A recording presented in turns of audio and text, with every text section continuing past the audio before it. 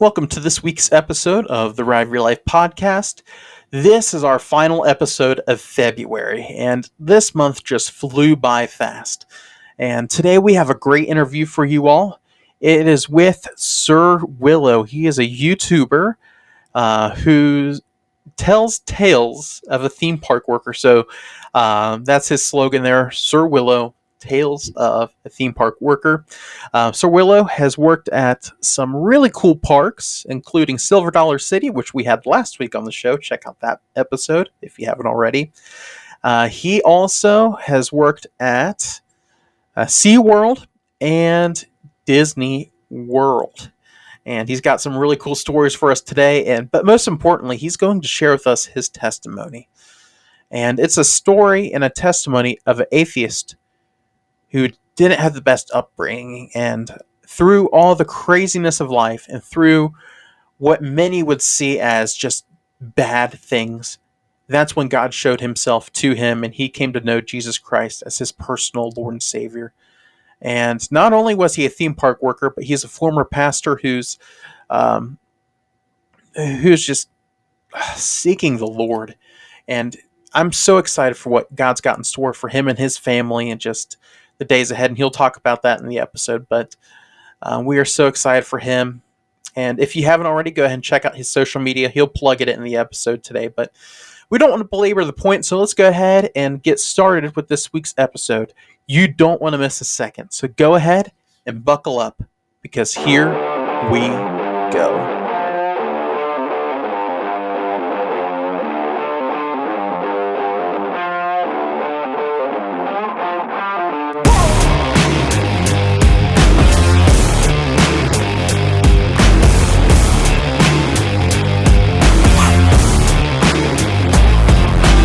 Welcome to this week's main segment of the Ride Your Life podcast. This week, I have a really special guest in our virtual studio here, and this is one I've been excited for. I've said that all season long, but honestly, this one is one I'm very excited for.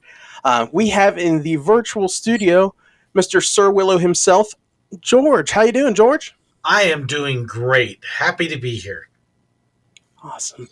And I was telling George before we started tonight with this recording that I've been watching his videos for some time soon. And if you haven't checked out his YouTube channel, we'll talk about it tonight. But it's awesome. And he's got a lot of cool content. And he's got a really cool, I guess, portfolio of parks and things he's done.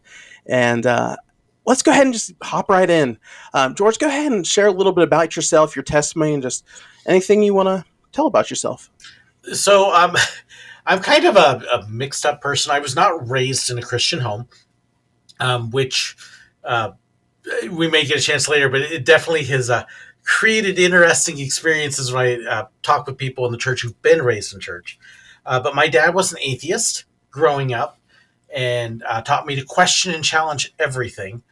And then we had, long story short, divorce happened when I was 15, created a crisis of faith. That brought me to Christ, and eventually ended up in Bible school to be a teacher, and somehow ended up as a pastor for a while. But have been involved in ministry since I was 20 in some fashion or other. But my hobby has been theme parks and roller coasters. Got into that because we actually spent a period of time where my wife had gotten the opening for a full-time job teaching. And so I was the one that stayed home with the kids, and I needed a hobby, something that was going to get me out of the house. And that was just a natural deal. Hey, let's start talking about roller coasters. And it eventually led to me, when we were living in Florida and I was teaching full-time, I needed a sanity break, and picked up a job at Busch Gardens driving this thing called Rhino Rally, which most people know the Jungle Cruise skippers were the cracking dumb jokes and everything. We joked that Rhino Rally was Jungle Cruise on land with real animals. Oh, wow. And that just kind of went from there. Picked up an associate pastorate in Florida and worked at Walt Disney World for 5 years as a photographer to support that. A lot of people think ministers make money. Hey, no, we got to work outside to pay for the ministry. Yep. And then ended up in Missouri to pastor a church for 12 years, and again needed some extra income. Silver Dollar City was here, which if you've never been there, is this amazing theme park themed to the 1880s in the Ozarks. So just after the Civil War, and had applied to be a roller coaster operator, and ended up where they looked at me and went, "Well, have you thought about robbing trains?"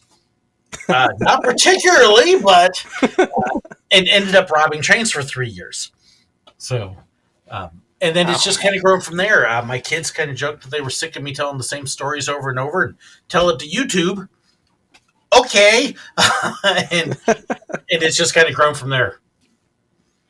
Oh, well, that's awesome, and that's really neat to see just how the Lord pieced all that together. And we'll talk about some of these parks later on, but Silver Dollar City is actually we have them on the podcast a few weeks before this episode airs. So, just I'm fully supportive of what that park stands for and that company stands for, and the fact that you got to rob trains is pretty cool. So, yeah. I've got a lot of friends who love to introduce me as the train robbing pastor. That's awesome. But that's really neat to hear that the Lord took you out of a situation that you really didn't want to be in.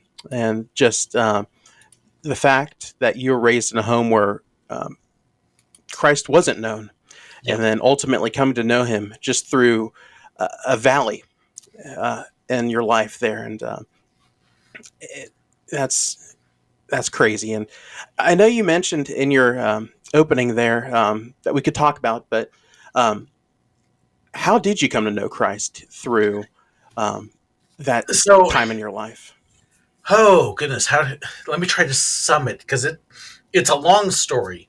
My parents divorced when I was 15, and again, my dad was an atheist. He'd been raised Catholic, but had really turned against anything to do with faith. My mother left and had some friends that he knew from outside that invited him and my sister to church, Pentecostal Assembly of God Church.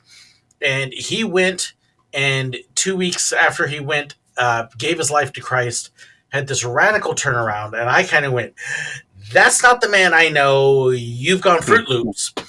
And moved in with my mother. And basically, I spent the next few years just like, I played with it a little bit to make them stop bugging me to go to church, but never really made any sort of commitment. And by the time I was 18, I was hiding alcohol in my locker at school. I was on the party scene. I was a real lonely guy. And so I was using the drinking to try to make up for it. And then my 19th birthday, the week before, I was working 2 jobs, went into work at the pizza place, and the guy said, "We're closing in 3 days. We're out of business." And walked into the other, I was working at Subway sandwiches. Walked in, they said, "Oh, we're not scheduling you anymore. You're too lazy." Okay, great. Had some bad news from the community college I was attending, had some other stuff, and it was just like my 19th birthday, everything collapsed on me. And I kind of went, all right, so I've done such a great job by myself. Obviously, I can't do this. So, God, if you're there, make a change, because I need something different. And my desire for alcohol was instantly changed, where from craving it to the smell of it makes me sick. Still does. I have to avoid restaurants that have real fragrant bar scenes, because I can't do it. And still spent 9 months as a process. A lot of people say, yeah, it was this day, this time. Now, I was 9 months still of, okay, God, you can have this little bit of me, but there's this main part that I'm kind of keeping back and is mine. And I had an accident on Labor Day weekend. I was showing off for my sister and one of her friends and the pastor's daughter, of all people, in my car, cruising as fast as it would go, and ran off the road. And all I can say is angels protected us. I've got a whole video on one of my channels that talks about this, but we should have been dead, and we came out with no injuries and a bent up license plate. Wow. And I had this idea that, hey, what you do doesn't matter so much. You can always cry out at the last minute. And one of the girls in the car told me, he says, "Well, you cried out to who you worship, but it wasn't God. It was a pile of oh, you know that little verse about what's on your heart comes out of the mouth." Yep. And so that was kind of the final straw. And over the next couple of days, it was like, okay, time for me to really surrender. So Yeah. Wow. That's just the transformative power of God is just amazing. And just to see, again, those chain of events, it's almost like a Jonah story where God had to wake him up, say, hey, I've got plans for yeah. you. I kind And of I liken it to the prodigal because I yeah, was definitely in the pig pen. I absolutely wow. I was a mess, and I look at it now as like, oh, how God has taken me places I never would have dreamed of. Hmm. Wow, that's awesome, and just the influence you even have in your content now. It's you can clearly see your light shown through just even your channel that people might look as, oh, cool, he's talking about his time in theme parks and all this, but you can see the joy of the Lord, and It that's neat. it has really it kind of caught me off guard when I first started getting conversations because one of the things I tried to do at the very beginning was I'm not going to be shy about who I am as a minister and a Christian, but it's not about that, and I don't push Yeah. that, and I really don't talk about that. It's meant as a safe zone for anybody, regardless of what their Hmm. political faith is, their religious faith or lack of it. So I've got people from all walks of life, but I've had more people send me messages that they were going through a hard time and just the presence about my videos and people being drawn back to faith in Christ, people wanting to know more, a couple people having come to Christ from watching Mickey Mouse videos. Wow. And it's really been amazing how God has used a non-religious subject and channel to do the work of his ministry. That's crazy. And as the scripture tells us, God uses the foolish things of this world to confound the wise Mm-hmm. and to bring people to the saving knowledge of him. And that's that's amazing. And praise the Lord for it and keep it up and keep pressing on with that. And Mm-hmm. that's amazing. And this is a question I usually ask at the very end of our episode, but I think it's appropriate to ask it now. With your story and coming to know Christ, what is one bit of advice you would give our listeners today from Ooh, a faith aspect? one bit of advice. There's so many. Um, don't get caught up in all of this superfluous stuff that really seems to be, in some ways, invading people of faith right now. Um, Mhm. I think one of the things that Christians, and I use that in quotes, are really Yeah. struggling with is there's a lot of people who are following and believing things that aren't Christ-like, but Yeah. they think it is. Um, and you see it with politics in particular, Yeah. but it's hard because I have a lot of people. Um, One of the things I mentioned, I do on my channel, every video at the end of it, I always say, thanks for watching. God bless. And I've had people tell me, he says, most Christians, I don't believe that, but you actually are sincere about it. Um, Wow. which I try. Yeah. But we forget. I had a great discussion the other day with somebody who commented that they'd been told that when people were hearing a message from the Sermon on the Mount, that the pastor who preached it was told, "Well, where'd you get all that liberal stuff?"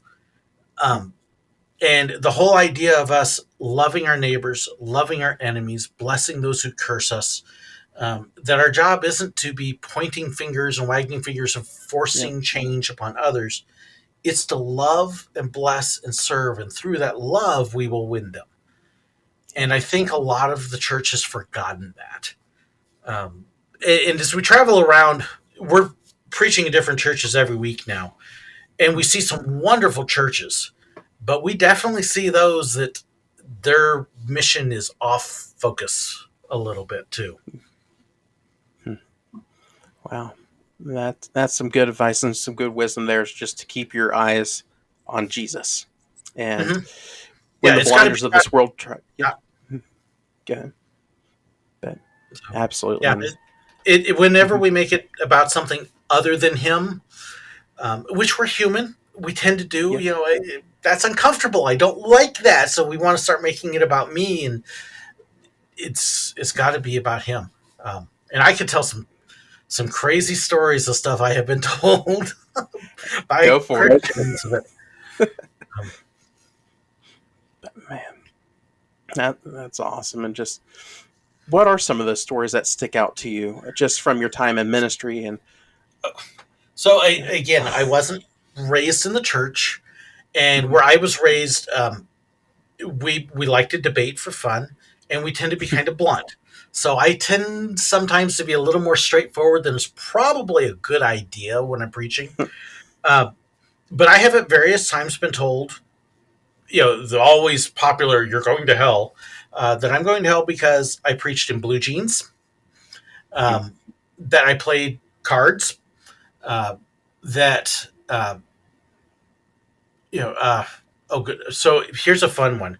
Yeah, There's a lot of discussion about tattoos. And so the obnoxious part of me likes to sit there and go, okay, wait, tattoos are bad. What do? I've got 5 of them. And you watch people, by the way, the whole discussion comes out of Leviticus 19, the exact yeah, same verse that says, don't cut your sideburns. Um, it's usually guys that have their sideburns cut yeah. but I've got 5 tattoos. What do? And I've had people just go on and on about how I'm unredeemable and unsalvageable and blah, blah, blah. And then I can go, yeah, but my 5 tattoos are 5 dots to line up a radiation camera for when I had cancer. Hmm. And then they usually just, Yeah, um, because we get hung up on this stuff that doesn't matter.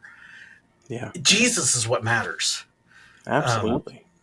and yeah, I've had people get upset because, like I said, I don't show it as much on the channel, but yeah, when I hear something that I consider silly or off target, there's the part of me that's like, wait a minute, what about this?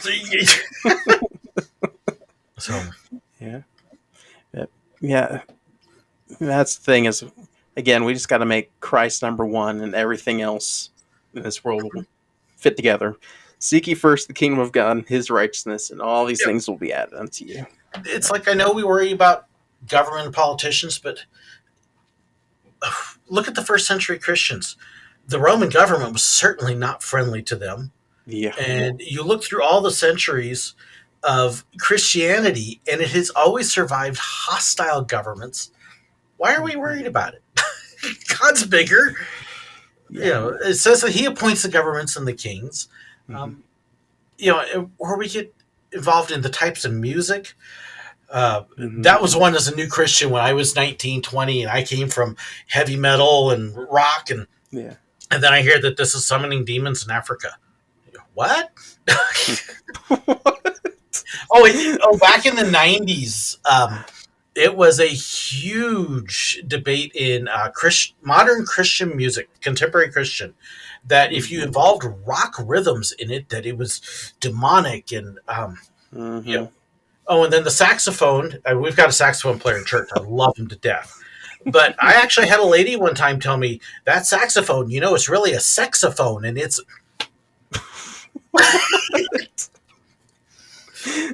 Yeah, yeah, that's a lot and, of head scratching. yep. Oh So I mean, man, I love people, I really do, yeah, but yeah, there's times I'm just like, where did we come up with that? Yeah, yeah, if we want to win the loss, we've got to at least, you know, not be silly yeah, about it. pretty much.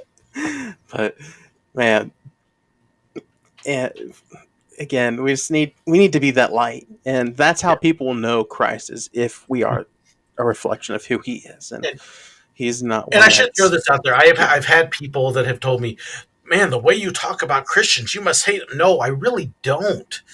Um, Mhm, there's a part of me that Peter and Paul really, and even Jesus, the ones that he criticized were those in the church, the yeah, leaders who were off base, and he was like, hmm "Come back." It it's really it's out of love. It really is. Yeah. Like, come on, help us not to look silly. So it's like I know what would have Some won me to Christ. Um, okay, I know I'm off track, and I'm. You're Let fine. me come back to my testimony. This is something I forgot, and Go for it. this is a great example. Uh, there was one point when I was not saved. My sister had gone to church, and the youth pastor at the church had said some things that she didn't like, got her upset, and she called me, big brother. Hey, you wouldn't believe what this guy said. So I got mad. I drove over to the church on a Wednesday night after their youth group, caught their youth pastor in the parking lot. He's a big 350 pound, 6'3" or so, Wow. big dude. I'm like 5'7" and 145 pounds. So I'm like a wet noodle in front of him.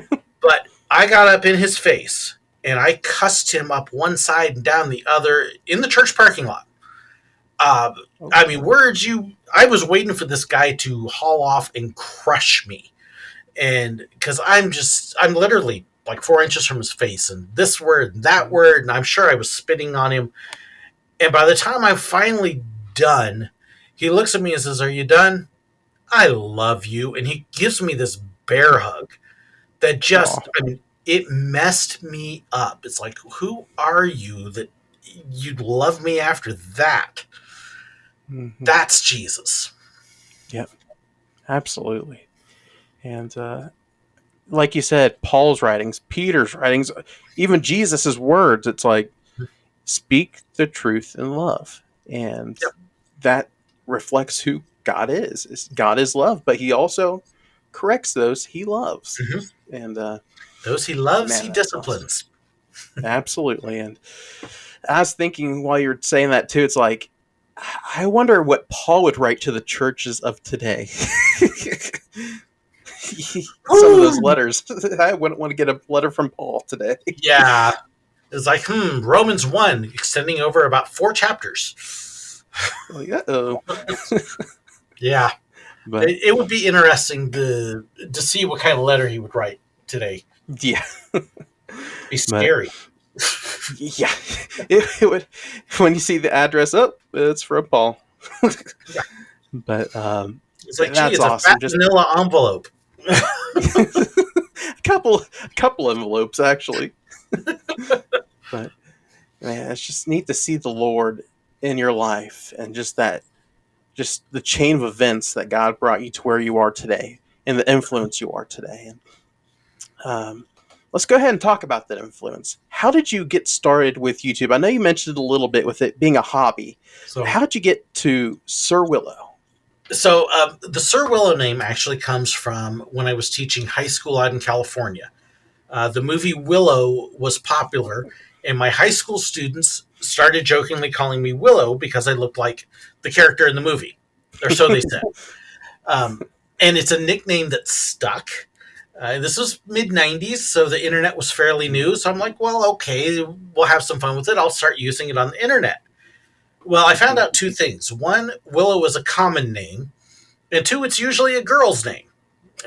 So how can I differentiate this? So I stuck the Sir on it, and it's stuck, and it's basically unique. If you do a Google search, it's going to be almost all me. So that's how the Sir Willow came about. The YouTube, I had stopped working at Silver Dollar City, and like I said, I love telling stories.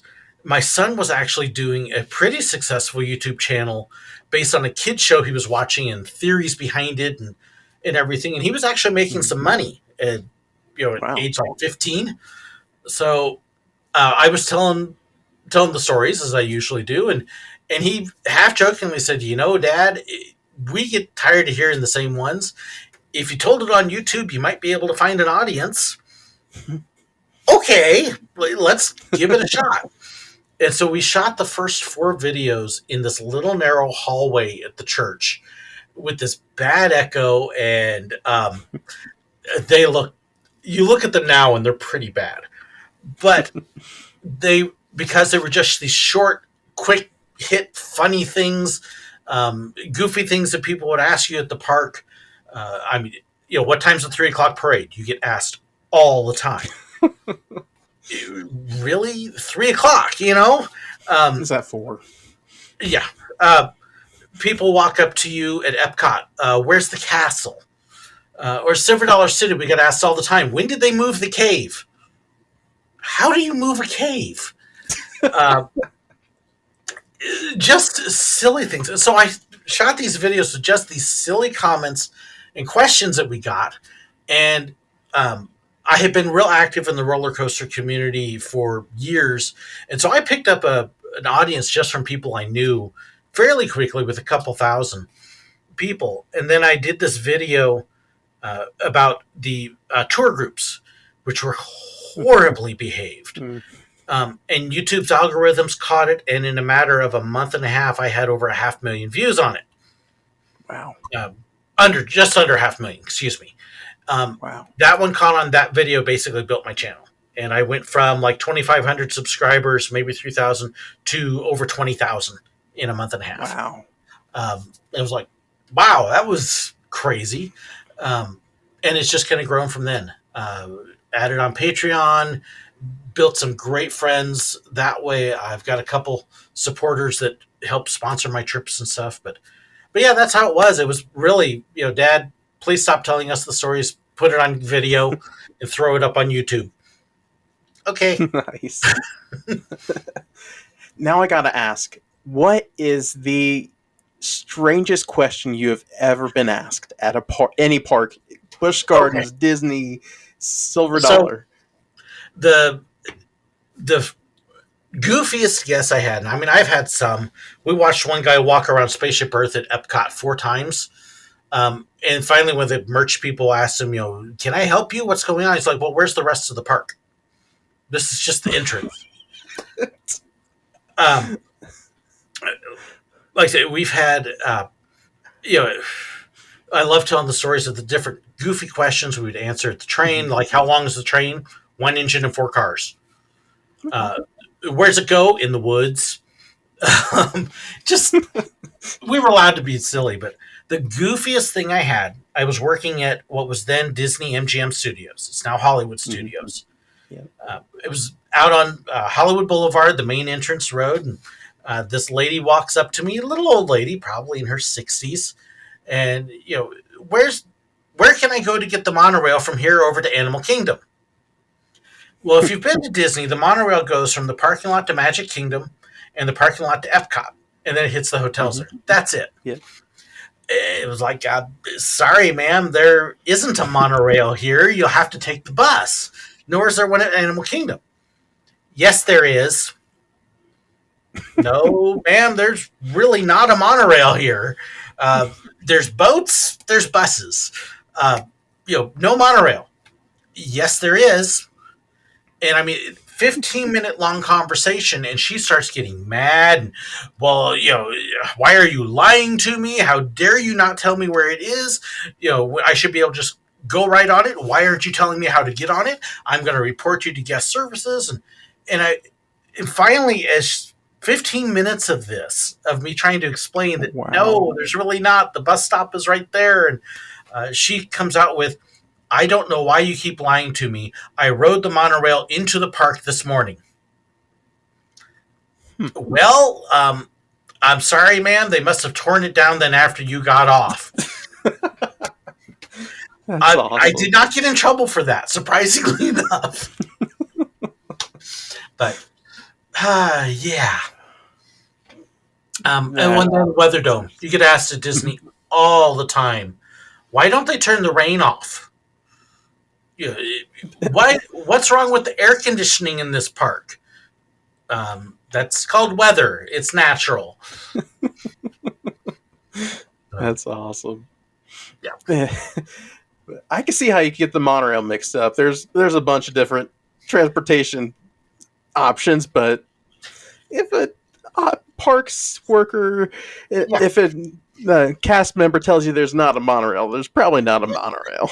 There's this group of people out there that think that the employees at the parks have fun lying to the guests and just not telling them what they need to know. Yeah. I had another one at Magic Kingdom where it was around the Castle Hub area, and this man walks up to me, and wants to know how to get to the Haunted Mansion. Well, sir, if you just walk over that bridge right there, and it's going to be right. No, it's not. It's really right there. I just came from there. It's not there, sir. Honestly, walk the bridge. Go, keep going straight. You're going to walk right into the Haunted Mansion. Is not there, and I don't know why you're giving me wrong directions. So again, several minutes of trying to convince him it's right there, and not believing me. I must be lying to him. Okay, fine. I'm so sorry. I should have been honest at the beginning. If you go through the Tomorrowland Bridge right here, keep walking all the way through Tomorrowland, make a left turn when you get to the back. You're going to keep going around the back of Tomorrowland, and eventually you're going to come into Fantasyland. Come through Fantasyland, keep going. When you see the castle on your left, you know you're going right, even though the castle's right in front of you now. Um, just keep going past the castle. You'll see in that little overpass. Go through that overpass right there, and then when you get up to this next spot, if you look left, you'll see a bridge coming out towards the castle. Turn right. That's the Haunted Mansion. All the way around the park. He was happy then. Okay. Now, if you want to take a longer trip, go through Adventureland. Yeah, it was just... yeah. That's awesome. Like, because I hadn't told him the right way to get there to begin with. Okay. Enjoy your 30-minute tour of the park. Oh, man. That is awesome. And yeah, if you all are listening to this and have never seen Sir Willow's videos, go check those out. If you enjoyed these stories and got a chuckle out of these, you are going to be in tears with some of the other stories on his YouTube channel. And you need to check that out. So... And it's not just making fun of people. That's there, but I've got a lot of other behind-the-scenes stuff as well, and stuff that will make you cry for good reasons. Yeah. What is one of your favorite memorable moments at any of the parks? There's just so many. What sticks out? I was a photographer at Disney, so I told people I got paid to play and remember to take the pictures along the way. So I worked with the characters. I worked on Main Street, and I watched family reunions, unexpected family reunions in a couple places. I got pictures of proposals. Wow. And if you're going to propose to somebody at Disney, tell the photographers first so we're not running like mad to get the pictures. Because you'd be taking a picture of a family, and all of a sudden you see somebody go down on a knee in the back, and you're like, here's your card, get your pictures. Running like mad to try to get the pictures to proposal because they never think to have somebody take pictures. So we love that. The train, I love the fact that we were paid to be goofballs on the train and Rhino Rally, to tell dumb jokes and goof off, and I had a blast doing that. And yeah, you meet so many people over the years. I've had several people watch my videos, recognize me from when I took their pictures, and I've actually had some of them send me copies of the pictures I took of them at Disney. And that's really cool when you get that. And what's been really funny is I looked at the pictures and went, yeah, I know that photo. That is mine. So, because we all have a little bit different styles, so you could recognize. There were a couple I actually remembered the photo sessions of them. And you take thousands of pictures, so that was really cool. Nice. And not only were you a parks employee, but you like to visit some parks here and there. And on your YouTube channel, you do show some of your vlogs and trips that you've taken. What are some of your favorite parks you visited and some of the attractions that stick out? Okay, so a lot of people, they'll call out, of course, the Disney parks, Cedar Point, Magic Mountain, Knott's Berry Farm. A couple of my favorites. I love Kennywood just because of the history there. A lot of old, 100-year-old coasters that are just neat. One of my favorite parks is this little place in Pennsylvania called Knoebels Grove. Just a beautiful place. It's a campground. It's actually free to go in. You can camp there if you want, pay for one of those spots, but you can walk into the rides area at any point. It's completely open. My wife and daughter got to go and experience it for the first time this last year, and they were like, "Yeah, we see why you love this park so much." Um, Holiday World is an amazing park. Yeah. The Santa Cruz Beach Boardwalk has a lot of memories. My wife and I met at college just outside of Santa Cruz, so our first date was at the boardwalk. Um, Nice. and the Giant Dipper is just a great coaster, and the beach is right there. Um, and then we got to go to Coney this year for the first time ever. That was neat. The Coney Cyclone blew me away. Just fantastic ride. Uh, Coney itself was. We were there on a very busy, crowded day. It was different, but the Cyclone was worth it.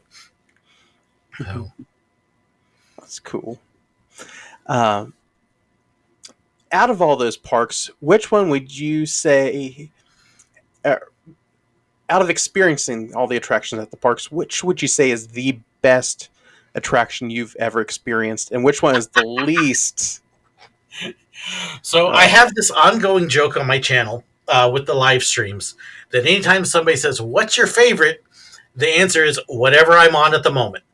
yeah, Because there's so many. I am not one that can just pick individual favorites. My roller coaster list, it's 370 some odd coasters right now. I don't have a top five. I've got a top 30 or so. oh, That is just okay. Any of those will work. Um, even when you said, okay, what's a favorite story? You notice I'm throwing out like five or six because yeah, there's just so many. Um, I don't know that I could pick a favorite ride. Even sometimes trying to pick like one favorite ride at each Disney park is tough. Um, I would say if I had a gun to my head, uh, life or death, I might say Rise of the Resistance. that's an But awesome ride. um, but then again, I also like Tower of Terror and Flight of Mhm. Passage, and Yeah, so I missed the Great Movie Ride. Uh, there's yes, some fantastic coasters out there. The Phoenix at Knoebels is one of my favorites. So is Giant Dipper at Santa Cruz. I honestly I could sit on those coasters and ride all day if they let me. Um, yeah, there's just so much out there. I thought you were going to say a certain purple dragon, because if you've seen his videos, and I'm looking Okay, at Sir Willow right now, there's a purple dragon behind him. You may know him as Figment, yeah, uh, and that's a yeah. classic. If I have to pick a favorite character, and that was one that I kind of had people start picking on me, is like, well, you don't have a favorite, but he sure pops up a lot. I'm like, well, yeah, okay, maybe Figment does finally squeeze into a favorite spot. But Yeah, you gotta love Figment. He's awesome. I'm He's happy they one of got the him back for best. meet and greets again. So Yeah, and I hope to get down there to see him eventually. But cool. Uh, on your YouTube channel, we're referring to it a lot, but what are your top 5 tips for parks? I know you have a series of tip videos. What are your top 5 tips for any park for any guest? um, research, look up the park, look up the websites, find out what rides are there first. Don't be the people that show up at Magic Kingdom and ask where Harry Potter is. It's at Universal, different company. And yeah, that's another one all the time. Yeah, have an idea of what's there, uh, and be familiar with where you're going to go. You don't want to be the person at Epcot asking where the castle is, 3 miles away. Uh, Just take the monorail. yep. So research would be my number one. Uh, Number two, three ish, is know your golden hours. I know a lot of people, it's vacation. I want to sleep in. If you're going to a theme park, you are paying money. Break it down into if you need to, into how much you're paying per hour to be in that park. Your first hour or two the park is open, and the last hour or two the park is open are your golden hours, the shortest lines. Be there before the park opens and go hit those rides. They're going to have long lines. I ride Peter Pan almost every time I'm at Disney because I'm there before the park opens and I get into that thing before it's got the Yeah. stupid line. Um, so yeah, use that time because I had Animal Kingdom. We took my family, had a friend take my family, and got there fairly late the night before, and they were grumbling when I made them get up early the next morning. But we got there before the park opened. We were on Flight of Passage before the park technically opened.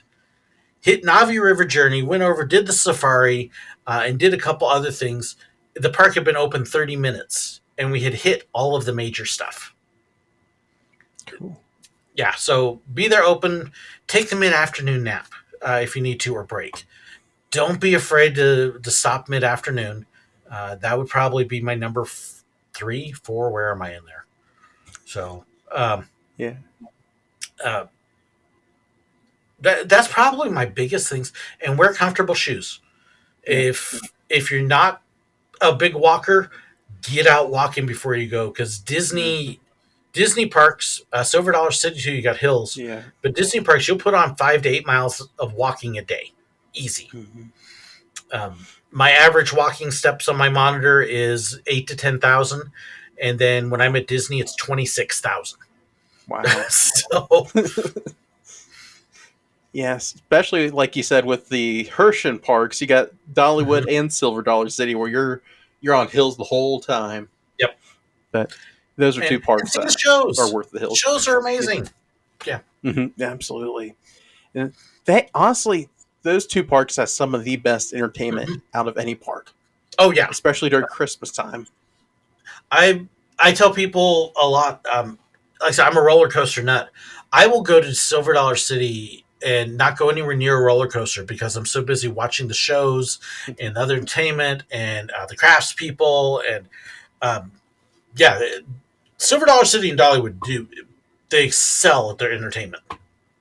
Yeah, they do. Absolutely. And while we're talking about it, what's your favorite show that you've seen at any park? Um, who again? I've seen some amazing Dickens at Silver Dollar City stands out. It's just fantastic. I love the candlelight processional at Disney during Christmas. They do it over at Epcot, and it's a faithful reading of the Christmas story with a huge choir of cast members and professional singers, a symphony orchestra, and a celebrity narrator. Just an amazing production. Always kind of laugh because as soon as they start reading scripture, you get some people every show who went, oh, I didn't know they were going to read the Bible, and you watch them get up and start walking out. Oh Like, wow. it's Christmas, guess what? Mm, But those two, Silver Dollar City, I watch the Homestead Pickers a lot. They're they're basically four people that play uh, bluegrass music, but it's often off the wall, funny, and improv. So you mhm, never know what you're going to get with them. So not a big grand show. It's just something that it's just fun. I took made my niece, who does not like country music, go with me to watch the Homestead Pickers. Sat her down. They started playing and messing around. She's looking at me like, I can't believe you made me watch this. And then as we were leaving, she goes, that wasn't bad. Which for a teenager at the time, That's cool. Yeah.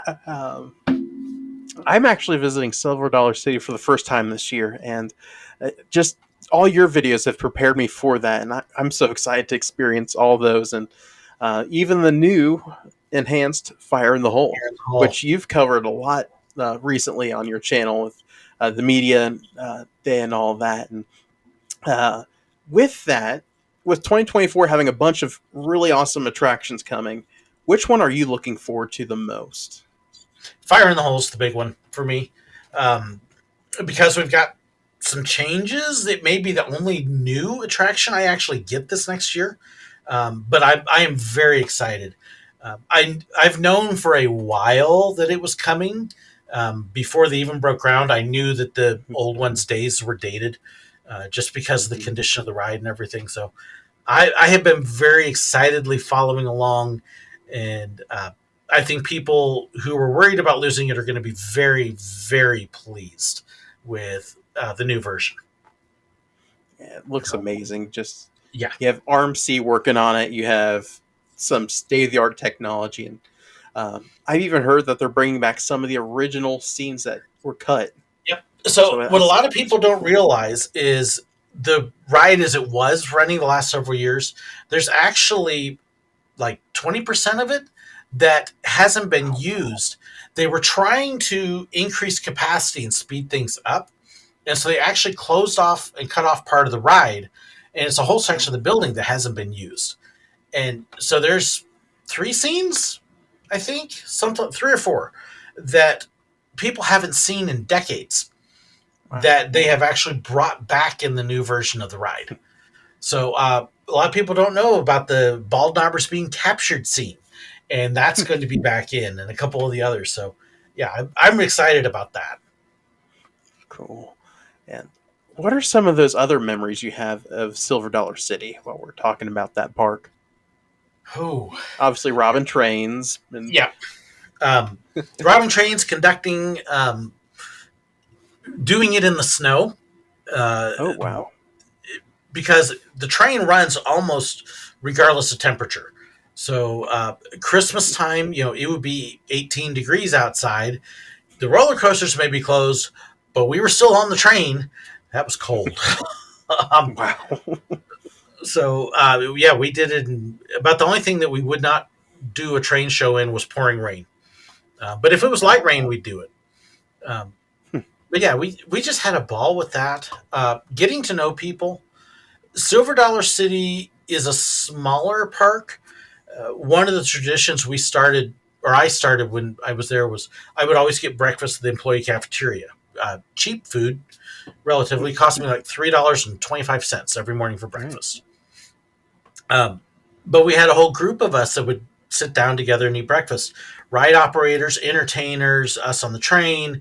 And there was probably about 15 of us that we kind of became this breakfast club. And they're lifelong friends just from that. That's awesome. My wife kind of jokes that she doesn't like going to Silver Dollar City with me sometimes because I know so many people still at work at the park. And so I end up stopping constantly to talk and say hi. And she's like, I just want to go to the next thing. But it's really neat, though, how Silver Dollar City, you really build these relationships with your other coworkers, even if they're a completely different department. Bush and Disney, no, you stayed within your group, and that was about it. But not true at Silver Dollar City. Cool. And that's neat to have those relationships and friendships that last a lifetime and go far beyond the park. So, cool. And then going back to some other parks, what are some of your bucket list parks and attractions you want to do, whether it's this year or in the future? I actually hit several of them this last summer, Nice. which was great. Coney had been a bucket list park for years, and got that. So Six Flags Great Adventure, I would love to get to some point. Silverwood up in Idaho. And then from there, really, it's some of the international parks. Disney Tokyo. I would love to. I thought I was going to get that a couple of years ago. My daughter had been in Japan for 6 months, and I had the opportunity to fly standby, and so I was all ready, and they wouldn't let people in because of COVID unless they had work permits, and that didn't change until a month after she got back. I was like, oh, so close. So Disney Paris would be there, or Disney Paris. I've been to Disney Paris, but Disney Tokyo, and then there's a couple in England I would love to get to. Alton Towers would be there. Oh goodness, I'm trying to remember the name of the one in Germany. That it'll come to me here in a minute. But there's several parks in Europe I'd love to get to. So cool. And with that too, what is your ultimate dream park? I know you have a series on this as well, but if you could pick one concept in one park you wish you could see come to fruition, what would it be? This will sound... It'd be a variation of the Castle Park and the Studios Park. I loved the Studios Parks in their original concept, and they've all kind of gotten away from that. Um, but I love the idea with, like I said, what I call the castle park, Disneyland or Magic Kingdom, how you can basically take these areas that have nothing to do with each other, but you can create them together in this because it's all fantasy. Yeah. Um, so I do like that. Yeah, it's funny because you mentioned, because I had done a series on my my ideal park, and it actually ended up as what, 3 or 4 parks, plus this other. It was like a Disney World Sir Willow style. So Yeah. That's cool. Uh, what IP would you like to see at a park? If you could take any Disney property that has not had an attraction yet and bring it to reality in a land or an attraction, which one would you pick? actually, the first thing I picked wouldn't be a Disney one. It's something that Okay. never really got a decent treatment in parks, even though it should. That's Star Trek. Okay. Um, because so many of the others have been done, but Star Trek, they've had a roller coaster and they had a couple characters, but they've never really Yeah. done a themed area for Star.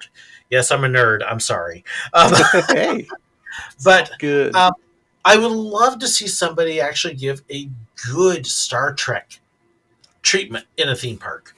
Um, Everything else, I love. I love the Star Wars.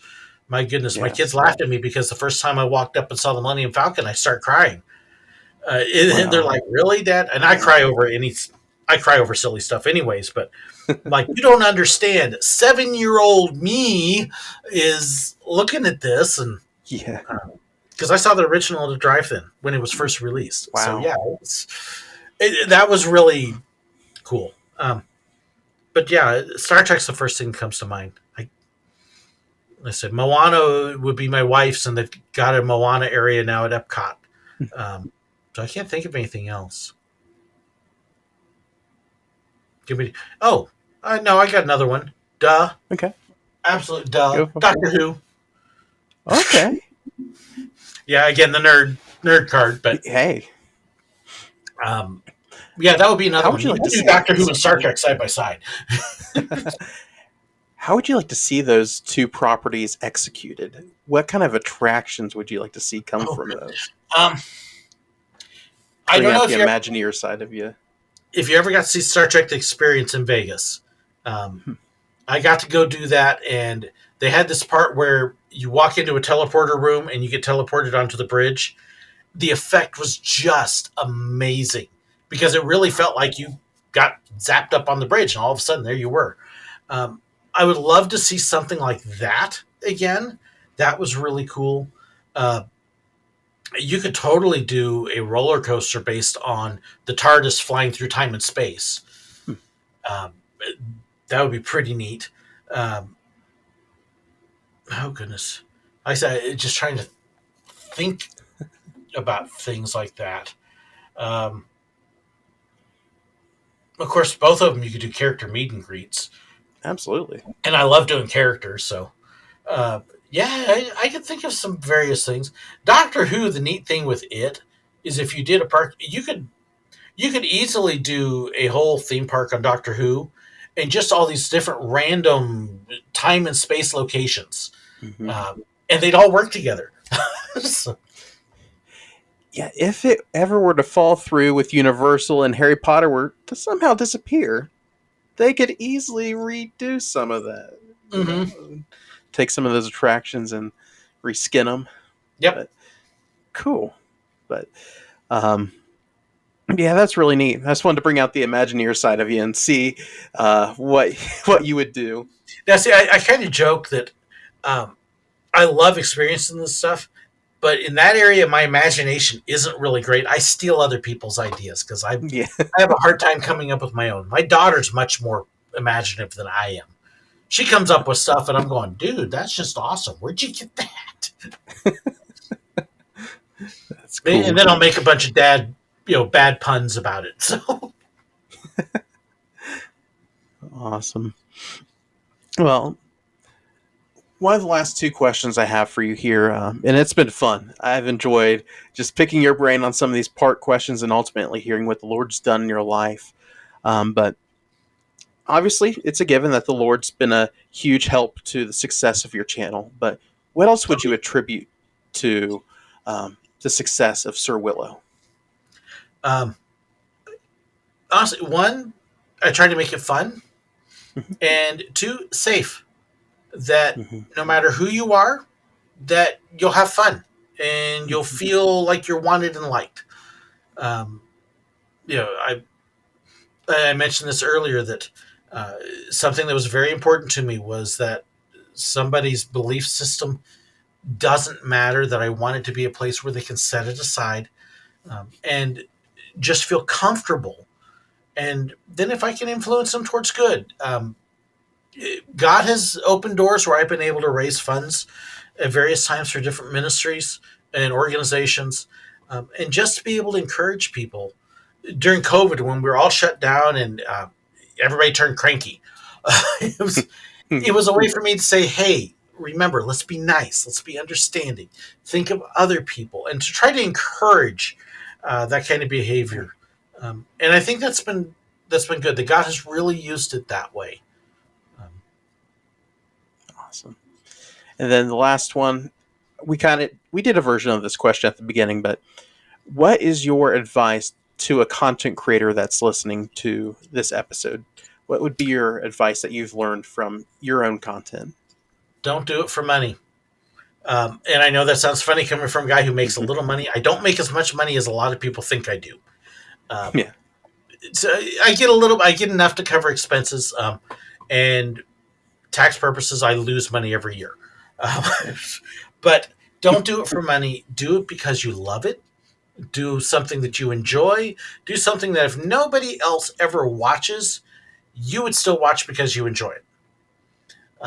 It doesn't take a lot of money or investment. Cell phones today have the most amazing cameras on them. In fact, my travel vlog video, a lot of it is done on my cell phone, Wow.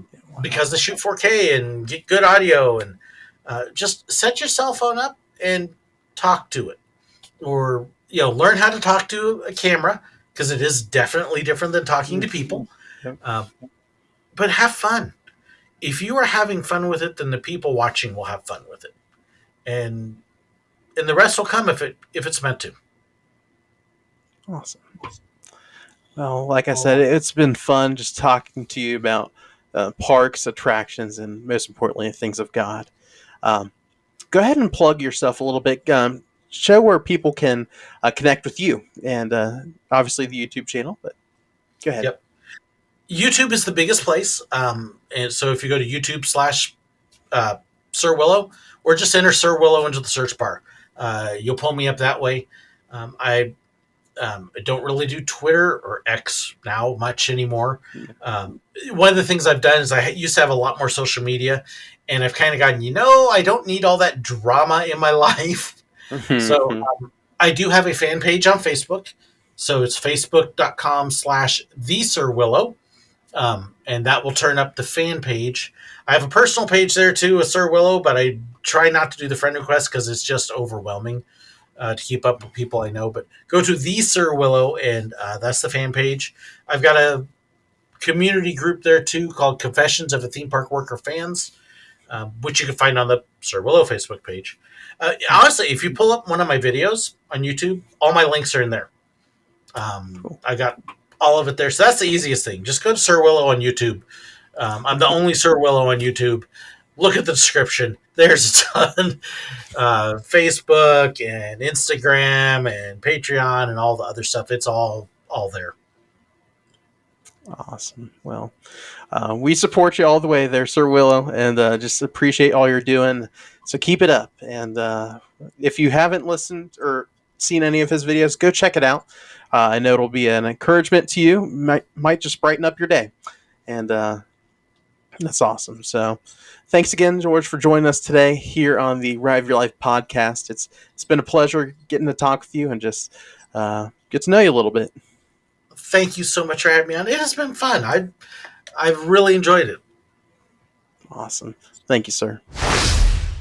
Thanks again for joining us this week, George, aka Mr. Sir Willow. It was truly a pleasure to have you in the virtual studio. We'd again love to have you back on just to share some more stories of the theme parks, and I hope you all enjoyed those. If you like those stories, go ahead and check out his YouTube videos. He's got some hilarious stories on there, and just some really cool trip tips and things like that, and just neat content overall. Just check it out for yourself. You can connect with them on social media and all that as well. But again, thank you so much for joining us there, George. It was great talking with you, and we'd love to have you back again, just again, to share some stories and just to talk about the goodness of God and what He's doing in and through you. So thanks again. As far as announcements, this week, on our social medias, last week we mentioned our first round of the Royal Showdown begins today, February 26th. And go ahead and head on over there and vote for round one, week one. So this week, battling it off is Cedar Point versus Busch Gardens Williamsburg, Knott's Berry Farm versus Silver Dollar City, Magic Kingdom versus Disneyland, Fun Spot America Atlanta, and Knoebels. So go ahead and vote for your park there and see who makes it to round two. And next week, we will be having a showdown between Holiday World versus Kings Island. And again, I did this next one on purpose, just for the sake of it being funny, is Kennywood versus Dollywood. Six Flags Magic Mountain versus Hershey Park. SeaWorld San Diego versus Islands of Adventure. That will be next week, and we'll see from there who makes it to round two. But go ahead and head over to Instagram. That is Rive Your Life Mysteries on Instagram, and check our stories to cast your vote for who is going to make it to round two for the best theme park in this battle of the theme parks. In other news, we are really in a season of just getting close to our first anniversary of Rive Your Life Ministries, and it is so crazy that we're coming up on 1 year this April, and we're going to be announcing and just doing some cool things with that anniversary, just praising the Lord for what He's done. We may do a giveaway, just celebrating that, but more information and details to come in the days ahead. Again, just connect with us on social media, and we'll be announcing more as we get closer to that date. But we'll be announcing more about our next meetup, which is in June 15th. We're going to be going to Kings Island and emphasizing the Rivertown area, riding those rides over there, and a little bit of Camp Snoopy as well. Again, we'll announce more of those in the days ahead. You can connect with us through social media, Facebook, Instagram, Threads, X, YouTube soon. And as I mentioned last week, we are working on a new website and are up to any suggestions you all have for content on the website. So you can leave us a message on social media, on our current website, through email, or through the ROYL text line, which is 513-285-8319. And again, all this information can be found in the show notes for today's episode. But great things are ahead for Rive Your Life Ministries, and we're so excited to share more in the days ahead. But I think that's all we have for this week as far as announcements and all that good stuff. But again, thank you, Sir Willow, for joining us today for the episode, and thank you all for tuning in to this week's episode of the ROYL Podcast. We look forward to next week, where we begin our Easter series for 2024. It's called The Faces of Easter. We're going to be diving into a few different characters surrounding the Easter story. So we're going to be looking at 5 different characters. Beginning next week, we're going to be talking about Adam, the first man God created. And we're just going to be looking at how Adam ties in with the story of Easter. And why are we talking about him with Easter? It has to do with the first and second Adam. That's all I'm going to say about that. And then the week after that, we're going to be looking at Mary Magdalene and how she ties in with the Easter story. We're going to look at Peter in week 3 and seeing his role and the chain of events that took place just with Jesus' ministry and Jesus' final days here on earth. And then the week of Easter on March 25th, we're going to be looking at two characters or two people that you really don't think of particularly. You overlook them in the grand scheme of things. It's the two thieves that were on the cross with Jesus. And looking at the thought that we have two choices. Either a choice to accept Jesus or reject Jesus. And we'll see that through these two guys there, the two thieves on the cross. And then to wrap up the Easter series, which we're going to April a little bit, we're going to be looking at Thomas, or better known as Doubting Thomas, and how he plays a role in the Easter story. So tune into that. Last year we did a little series there, the week of Easter, called The Road to the Resurrection. This year I just wanted to branch it out a little bit, do something different, and just do a little bit of a character study, Bible study there. So just stay tuned to our social media. We'll be talking about it more on there, but it's just going to be a 5-week study and look at some characters surrounding Passion Week and the Easter story. And then in April, we have our theme for the month, which is Lord, Increase Our Witness. So we're going to be looking into witnessing and winning souls for Christ.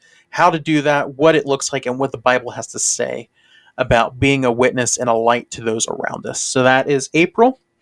And we're going to be having Ryan coming back onto the podcast to talk about some ways we can witness to folks and ways that he has done that. And I knew this topic would be perfect for him. So we're just going to talk with him and see what God has on his heart for that. And then on the 22nd of April, I have a good friend of mine. His name is John Angler. And we're going to be looking at a topic of just what is our passion in life? What is our desire? And as coaster enthusiasts, we love coasters. And we chase roller coasters, but we should chase Christ as well. We need to chase Christ first and foremost, rather. So we're going to be looking at that and just hearing his testimony, what God lays on his heart for that. And then to wrap up April, we have a episode that I'm going to be announcing in that week's episode. So stay tuned for a cliffhanger there. But I believe that's all we have for this week of the Ride Your Life podcast. Again, thank you so much for joining us this week, and we will look forward to connecting with you next week here on the Ride Your Life podcast. Peace!